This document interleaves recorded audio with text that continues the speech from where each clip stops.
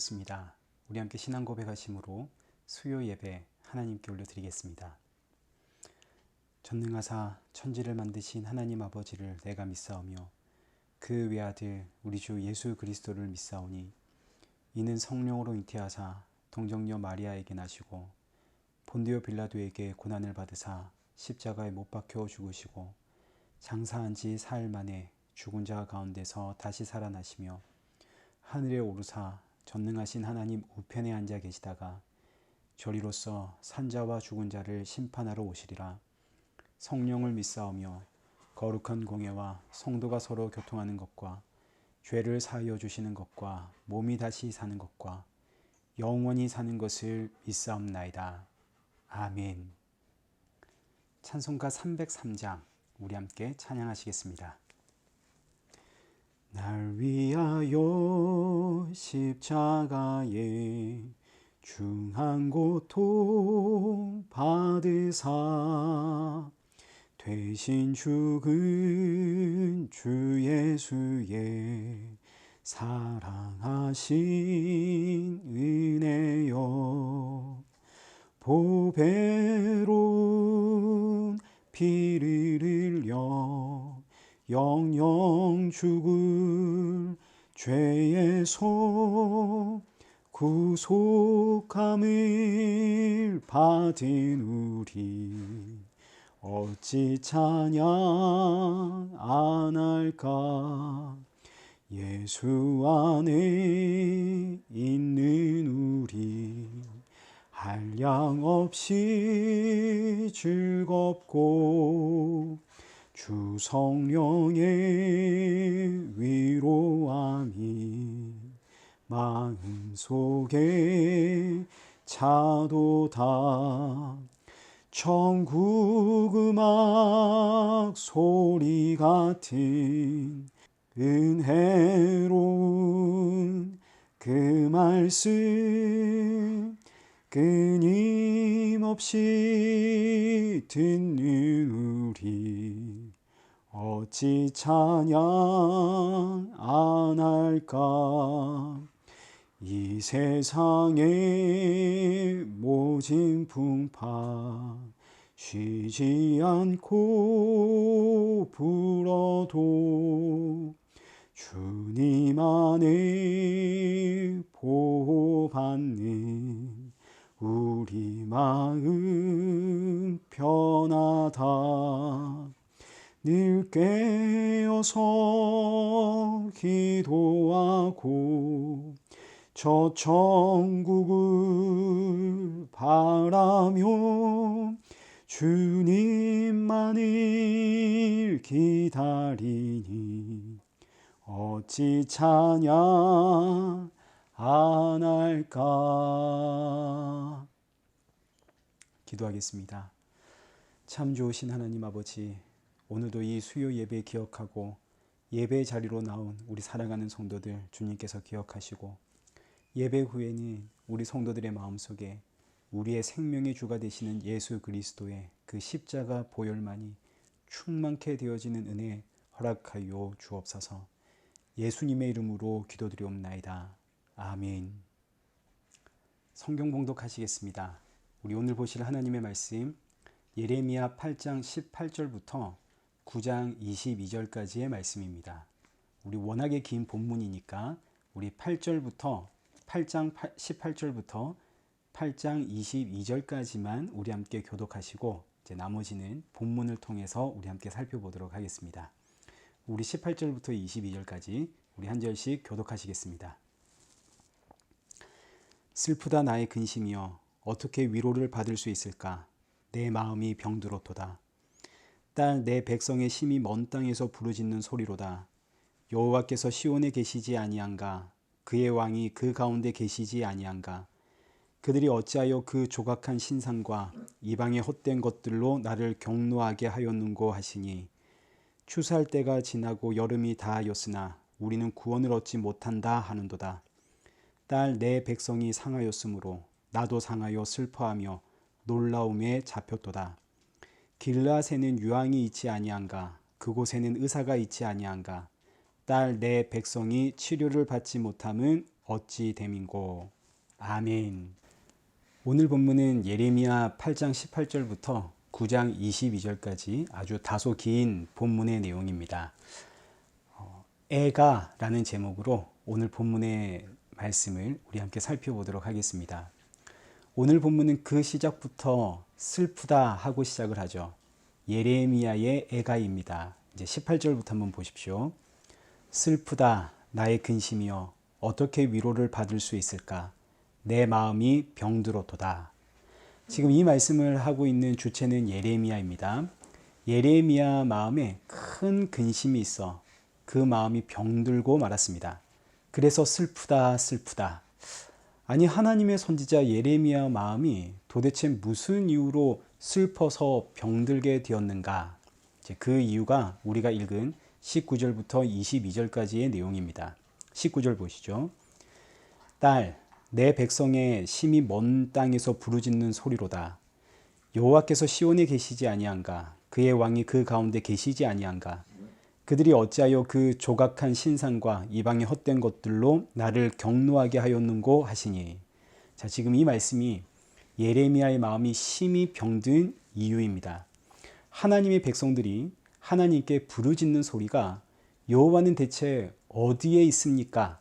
자, 지금 이 부르짖음의 소리는 이스라엘 백성들이 예배를 드리면서 하는 소리입니다. 마음과 뜻과 정성과 생명을 다해 하나님 앞에 예배 드리면서 하는 말이 하나님 대체 어디에 계십니까? 하나님 왜 우리에게 침묵하십니까? 우리가 이렇게 예배를 드리는데 하나님 왜 우리에게 응답하지 않습니까? 그런데 하나님은 이런 이스라엘 민족들을 보면서 하시는 말씀이 여기 19절 하반절 말씀 보십시오. 그들이 어찌하여 그 조각한 신상과 이방의 헛된 것들로 나를 경노하게 하였는고. 세상에 이스라엘이 정성을 다해 예배를 드리면 드릴수록 하나님은 더욱 경노한다 하십니다. 왜냐하면 그 예배가 우상 숭배이기 때문입니다. 그러나 문제는 이스라엘 백성들은 이게 우상 숭배라는 것을 모릅니다. 그래서 예배 드리면서 하나님 왜 자꾸 우리에게는 침묵하십니까? 대체 어디에 계십니까? 이렇게 부르짖게 되는 거죠. 이 모습이 예레미야 선지자의 마음을 찢어 병들게 만드는 겁니다. 아무리 이 백성들에게 외쳐도 여러분의 예배는 우상 숭배입니다. 아무리 외쳐도 이들은 예레미야 선지자의 말에 귀를 기울일 생각을 하지 않습니다.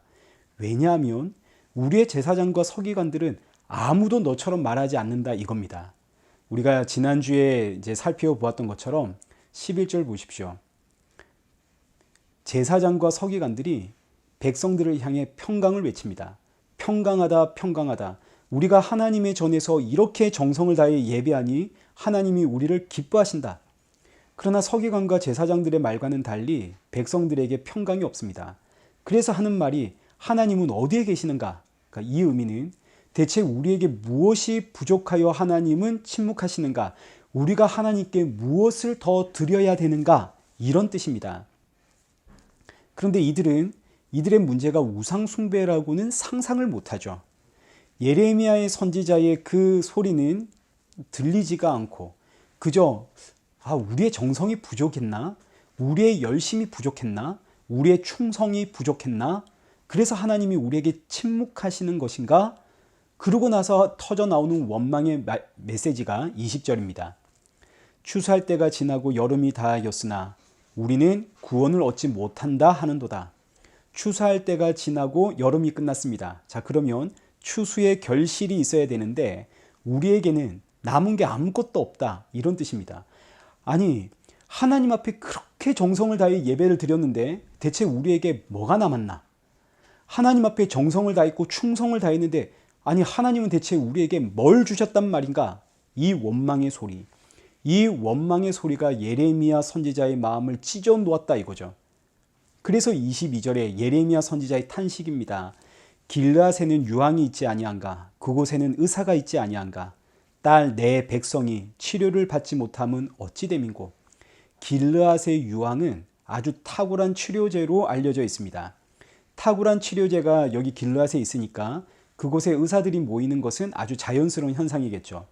사람들은 그곳에서 상처를 치유받습니다. 그러나 길르앗의 유황과 의사들과는 비교할 수 없는 분이 하나님 아닙니까? 하나님은 치료의 하나님이시고 하나님은 치료하지 못하는 것이 없으십니다. 그런데 왜 하나님은 자기 백성들을 치료해 주지 않으시는가? 이 백성들의 영적인 상태가 완전히 망가졌는데, 완전히 엉망인데 왜 하나님은 이들을 그냥 내버려 두시는가? 예레미야 선지자가 너무너무 마음이 아파 하나님께 외치는 겁니다. 하나님, 왜 이 백성들을 치료해 주지 않습니까? 그리고 시작하는 말씀이 9장 1절입니다. 이스라엘 백성들의 그 영적 무지, 그래서 하나님 앞에 예배한다 하면서도 우상을 섬기고 있는, 그러면서도 하나님을 원망하고 있는 이 이스라엘 백성들의 영적인 무지를 보면서 예레미야의 탄식과 안타까움 그리고 슬픔이 이렇게 표현이 되었습니다. 1절을 보십시오. 어찌하면 내 머리는 물이 되고 내 눈은 눈물 군원이 될고 죽임을 당한 딸 내 백성을 위하여 주야로 울리로다. 예레미야가 이 백성을 향한 자신의 슬픔과 아픔을 표현했는데 이 백성들을 위해서 얼마나 울었든지 머리는 물 창고가 되었고 두 눈은 마치 수도꼭지가 되어서 수도꼭지를 열면 물이 펑펑 쏟아지는 것처럼 그렇게 이 백성들을 위해 울었다 이겁니다. 자, 그런데 여러분, 이때 중요한 것은 예레미야 선지자의 이 슬픔과 이 아픔은 단순히 예레미야의 슬픔과 아픔을 표현한 것이 아니라 이것은 하나님의 슬픔이고 하나님의 아픔이라는 사실을 우리가 기억해야 됩니다.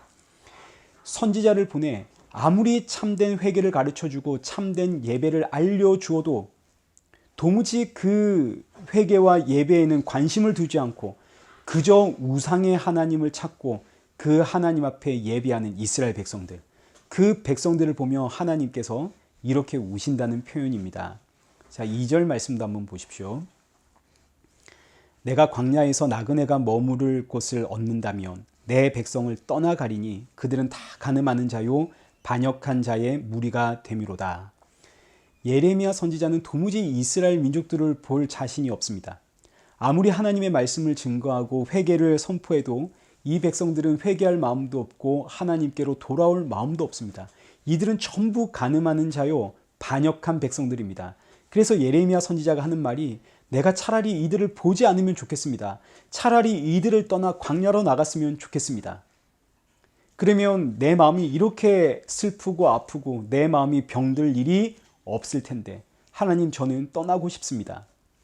이 예레미야의 마음이 오늘날 이 땅의 목회자들의 마음은 아닌가 한번 생각해 보게 됩니다. 날마다 참 생명의 양식이 되시는 하늘에서 내려온 만나 예수 그리스도를 전합니다. 그러나 백성들은 마치 광야에서 고기를 달라고 했던 이스라엘 백성들처럼 우리는 만나만 먹고는 못 살겠다. 우리에게 고기도 달라. 그러나 어떻게 고기를 주겠습니까? 고기를 준다는 것은 곧 죽음과 심판을 주는 것과 똑같은 일입니다. 민수기 11장 32절 말씀 보십시오. 광야의 백성들은 우리는 만나만 먹고는 못 살겠다. 우리에게 고기를 주시오. 그래서 하나님이 그들의 소원대로 고기를 주죠. 그러자 어떻게 되었는가? 민수기 11장 32절 보십시오. 백성이 일어나 그날 종일 종야와 그 이튿날 종일토록 메추라기를 모으니 적게 모은 자도 10호멜이라. 그들이 자기를 위하여 진영 사면에 펴 두었더라. 그리고 이제 33절. 고기가 아직 이 사이에 있어 씹히기 전에 여호와께서 백성들에 대하여 진노하사 심히 큰 재앙으로 치셨으므로 그곳 이름을 기브롯 핫다와 욕심을 낸 백성들이 거기 장사됨이더라. 오늘날 목회자들이 성도들이 고기 달라고 해서 고기 준다면 여러분, 그 결과는 죽음과 심판뿐입니다. 그러니 백성들이 고기 달라 해도 우리는 고기를 줄 수가 없죠. 그런데도 백성들은 고기 달라 그럽니다. 그러니 얼마나 마음이 아프고 얼마나 이 마음이 병들겠습니까? 예레미야 선지자의 고백처럼 차라리 이들을 떠나 광야로 간다면 좋을 텐데 이런 마음 생기지 않겠습니까? 그러나 예레미야 선지자도 그리고 오늘날 이 땅의 목회자들도 이 강단의 자리를 떠날 수가 없습니다. 하나님께서 허락하지 않으시죠. 듣든지 아니 듣든지 외쳐라 하십니다. 왜요? 이 무리 안에는 지금 이 생명의 말씀, 이 하늘의 양식이 되는 만나 예수 그리스도의 복음을 들어야 하는 자가 있기 때문입니다. 그래서 교회는 오늘도 참 생명의 양식이 되시는 예수 그리스도를 증거하는 거죠. 자, 이제 다시 본문으로 돌아가서 예레미야 선지자가 이렇게 백성들을 보며 아파할 때 하나님은 이제 예레미야 선지자에게 왜 이 백성들을 내가 치료할 수가 없는가? 왜 이 백성들을 내가 용서해 줄 수가 없는가? 이제 그 이유를 하나하나 알려주십니다. 3절 보십시오. 여호와의 말씀이니라. 그들이 화를 담긴 같이 그들의 혀를 놀려 거짓을 말하며 그들이 이 땅에서 강성하나 진실하지 아니하고 악에서 악으로 진행하며 또 나를 알지 못하느니라. 이스라엘 백성들의 혀는 활과 같답니다. 활은 사람을 죽이는 도구 아닙니까? 이스라엘 백성들, 하나님의 백성들이 혀로 거짓을 말하며 사람을 죽이더라. 비록 이 땅에서는 이제 성공한 사람들처럼 마치 하나님의 복을 받은 것처럼 강성하게 잘 살지만 진실하지를 못하고 악을 행하고 또 결정적으로 하나님을 알지를 못하더라. 아니, 그런데 이스라엘 백성들처럼 하나님을 아는 민족이 어디에 있습니까? 이스라엘 백성들은 도무지 동의할 수가 없는 말씀들이죠. 그러나 하나님은 이들이 나를 모른다. 이 말씀은 오늘날 열심히 교회에 출석하고 있는 교인들에게도 동일하게 적용되는 말씀입니다. 교회에 나와 말씀을 듣고 신앙생활을 하다 보면 이제 내가 하나님을 안다라고 생각하게 됩니다. 삼위일체 하나님을 알고 이제 성부 하나님을 알고 성령 하나님을 알고 성자 하나님을 안다. 그래서 참 복음을 증거하면 다 안다 생각하고 듣지를 않습니다. 그건 내가 다 아는 이야기다. 그런데 이런 분들에게 당신은 지금 아무것도 모릅니다 이러면 얼마나 화를 내겠습니까? 자존심이 상하지 않겠습니까? 지금 이스라엘 백성들의 모습이 바로 이런 이야기입니다. 아무리 죄를 지적해도 죄를 받아들이지를 못합니다. 죄를 인정하지를 못하는 거죠. 자, 이제 계속해서 4절의 말씀 보십시오. 너희는 각기 이웃을 조심하며 어떤 형제든지 믿지 말라. 형제마다 완전히 속이며 이웃마다 다니며 비방함이라. 여러분, 지금 여기 기록된 이런 사회가 바로 지옥 아닙니까? 내 이웃을 조심해야 되고 어떤 형제든지 믿을 수가 없습니다. 형제마다 서로 속이고 이웃들은 모이면 서로 비방하고 지옥이죠. 그런데 놀랍게도 이것은 예레미야 시대만의 이야기가 아니라 사실 선악과 사건 이후로 오늘날까지 이어지는 이 세상의 모습입니다. 오늘날 우리가 누구를 믿으며 살 수 있나요? 5절도 보십시오. 그들은 각기 이웃을 속이며 진실을 말하지 아니하며 그들의 혀로 거짓말하기를 가르치며 악을 행하기에 지치거늘. 지금 하나님은 저 어디에 있는 이방 민족들에 대해 이야기하는 게 아닙니다. 하나님의 백성이라는 이스라엘의 이야기를 하고 있습니다. 오늘날로 표현하자면 열심히 교회에 나와서 충성하고 헌신하고 봉사하고 있는 이 땅의 모든 성도들에게 하시는 말씀이 너희는 그저 속이고 거짓말만 하고 악을 행한다입니다. 그런데 제가 이 말씀 앞에 동의할 수밖에 없는 이유는 아무리 부부 사이라 하더라도 여러분 부부싸움 해보셨습니까? 많이들 해보셨죠? 저도 종종 합니다. 부부싸움을 하게 되면 각자 자기 입장에서 이야기를 하게 되죠. 내가 듣기에는 저 사람이 부풀려 이야기하고 의미를 곡해하고 있는데 반대로 저 사람이 내 이야기를 들을 때는 내가 부풀려 이야기하고 내가 의미를 곡해하고 있는 겁니다. 자, 그러니 보십시오. 똑같은 사건을 두고도 서로가 받아들이는 의미가 다르고 각자 다른 말을 하면서 각자 자기가 옳다 그럽니다. 자신의 입장에서는 물론 그게 옳겠지만 상대방의 입장에서는 부풀려진 이야기고 거짓말이겠죠. 여러분, 그러니 하나님 보시기에는 이 둘 다 악만 행하는 거짓말쟁이고 진실을 말하지 않는 속이는 자들입니다. 우린 다 죄인이라는 이야기죠. 우리가 지금 이루고 있습니다. 자, 그리고 6절 보십시오. 내가 사는 곳이 속이는 일 가운데 있도다. 그들은 속이는 일로 말미암아 나를 알기를 싫어하느니라. 여호와의 말씀이니라. 자, 6절의 말씀은 오늘 우리가 사는 이 세상을 표현한 말씀입니다. 우리가 사는 이 세상은 서로 속고 속이는 세상입니다. 늘 서로를 속고 속이고 있으니까 참 진리를 믿을 수가 없는 거죠. 하나님만이 참 진리라는 사실을 믿을 수가 없는 겁니다. 오늘날 세상에 하는 말을 들어보십시오. 절대적인 진리가 이 땅에 어디 있냐? 진리란 상대적인 거 아니냐. 너도 옳고 나도 옳다. 그러니 참 진리이신 하나님이라는 이야기 듣기를 싫어하고 하나님 알기를 싫어합니다. 자, 8절에는 다시 한번 이스라엘 백성들의 죄를 강조하게 됩니다. 그들의 혀는 죽이는 화살이라 거짓을 말하며 입으로는 그 이웃에게 평화를 말하나 마음으로는 해를 꾸미는도다. 바로 오늘 저와 여러분의 모습입니다. 부인할 수가 없죠.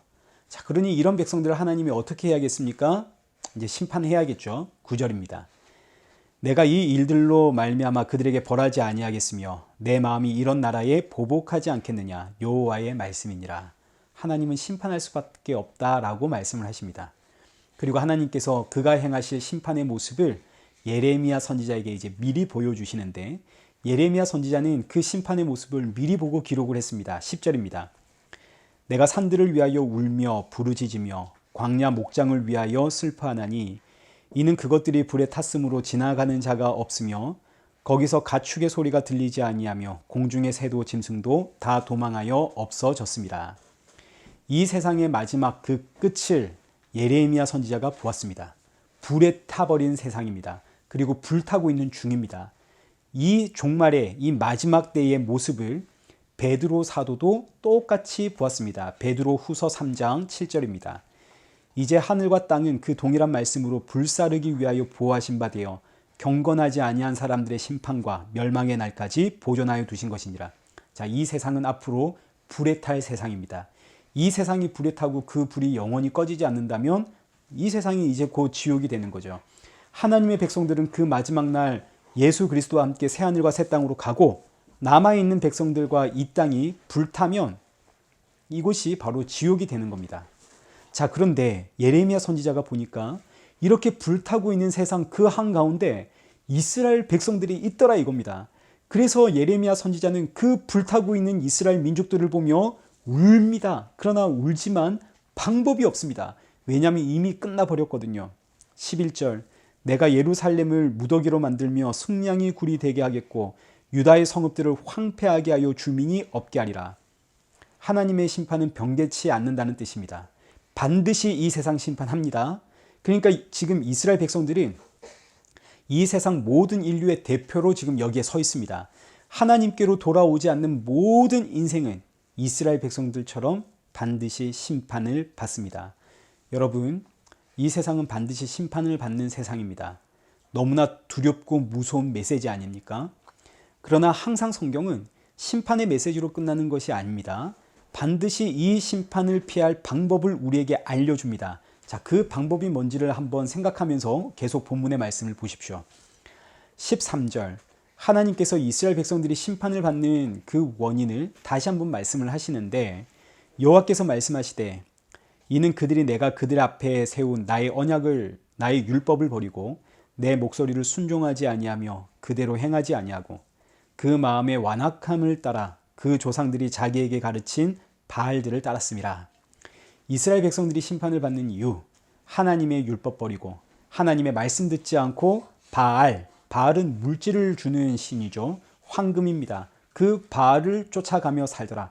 근데 이런 말씀들이 이스라엘 백성들에게는 너무너무 억울한 이야기입니다. 아니 하나님, 우리가 언제 율법을 버렸습니까?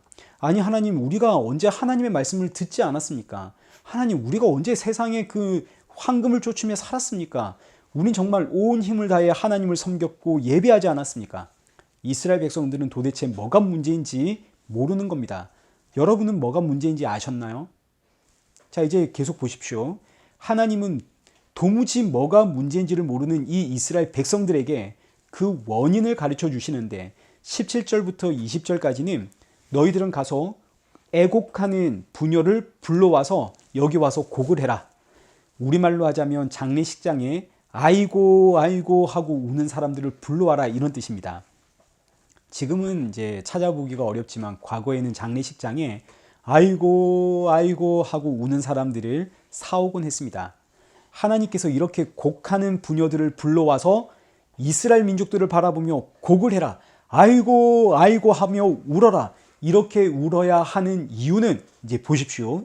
21절입니다. 무릇 사망이 우리 창문을 통하여 넘어 들어오며 우리 궁실에 들어오며 밖에서는 자녀들을 거리에서는 청년들을 멸절하려 하느니라. 자, 지금 울어야 하는 이유는 사망이 창문을 통해 집 안으로 들어오고 있기 때문입니다. 아주 긴박한 순간입니다. 지금 우리가 울어야 하는 이유는 사망이 궁궐 안으로 들어오고 사망이 온 거리를 덮쳐 우리의 자녀와 청년들을 멸절시키려고 합니다. 자, 지금 이 말씀이 키포인트입니다. 이게 지금 무슨 그림처럼 보이십니까? 바로 출애굽의 마지막 재앙, 그날 밤 사망이 온 애굽의 거리와 집과 그리고 궁궐을 덮쳐 그날 밤 모든 장자를 죽이는 바로 그 사망의 재앙을 연상시키고 있는 말씀이죠. 자, 그러면 이 죽음의 재앙에서 피할 수 있는 방법은 무엇입니까? 어린 양의 피 아닙니까? 빨리 어린 양을 잡아다가 그 피를 집에 발라야 사망이 그 집을 넘어가고 사망이 우리의 자녀와 청년들을 넘어갈 겁니다. 그런데 지금 이스라엘 백성들은 사망이 창문을 넘어 우리 집 안으로 들어오는 이 긴급한 상황 가운데 어린 양의 그 피를 발라야 한다. 이 사실은 생각을 못하고 하나님께 그저 외치는 겁니다. 하나님, 왜 우리에게 침묵하십니까? 하나님 대체 어디에 있습니까? 이게 바로 문제다 이겁니다. 예레미야 선지자가 아무리 외쳐도 여러분 지금은 우리가 그렇게 예배할 때가 아닙니다. 그 예배는 그저 우상에 지나지 않습니다. 그런 예배는 여러분을 살릴 수가 없습니다. 지금은 어린 양의 피를 발라야 할 때입니다. 이것이 참된 예배고 이것이 바로 죄사함의 회개입니다. 아무리 외쳐도 이스라엘 백성들 귀에는 들리지 않습니다. 그러니 예레미야 선지자가 가슴을 치며 우는 거 아닙니까? 이 예레미야 선지자의 모습이 바로 예수님의 모습입니다. 누가복음 19장 41절 가까이 오사 송을 보시고 우시며 이르시되 너도 오늘 평화에 관한 일을 알았더라면 졸 뻔하였거니와 지금 내 눈에 숨겨졌도다. 예수님 이 땅에 오셔서 내가 참 생명의 떡이다. 나를 먹고 마시는 자는 영원히 살리라. 나는 하늘에서 내려온 참 떡, 생명의 양식이다. 그러나 아무도 그 말을 알아듣지 못하고 그저 성전에 모여 예배만 드리고 있습니다. 그러나 그 예배는 거짓된 예배입니다. 그 예배는 이들을 살릴 수가 없습니다. 사망이 지금 창문을 열고 우리 집 안으로 들어오고 있는데, 사망이 지금 거리에서 내 자녀와 청년들을 집어 삼키려고 하고 있는데, 우리는 그런데 그저 예배만 드리고 있으니, 그러나 그 예배는 우리를 살릴 수가 없다고요.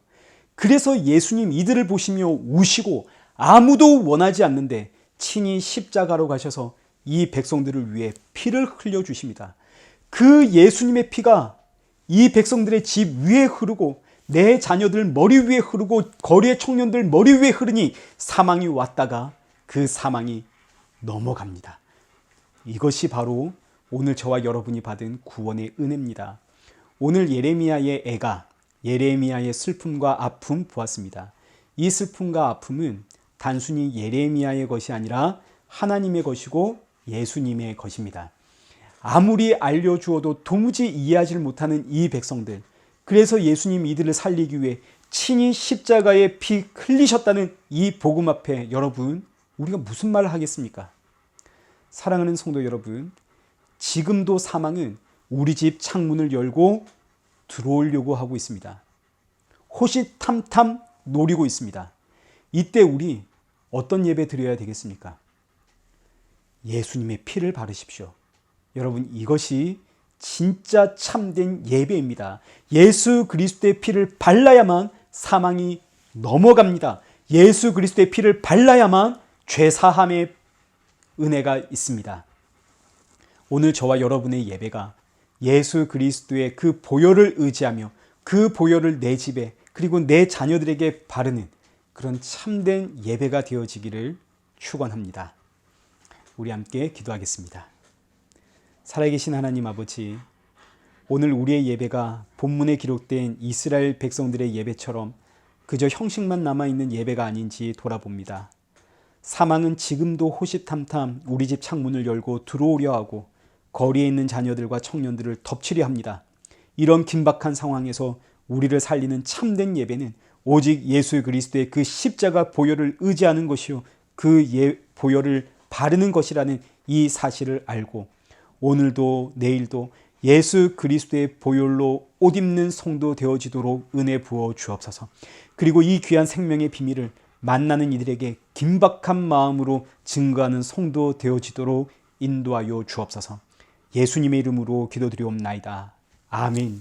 이제는 우리 주 예수 그리스도의 십자가의 은혜와 성부 하나님의 크신 사랑과 성령 하나님의 위로교통 충만하심이 날마다 십자가의 보혈 의지하며 이 귀한 생명의 비밀을 증거하며 살아가는 우리 일회교회와 성도들과 온 세상 교회 머리머리 위에 이제로부터 영원토록 함께 있을지어다. 아멘.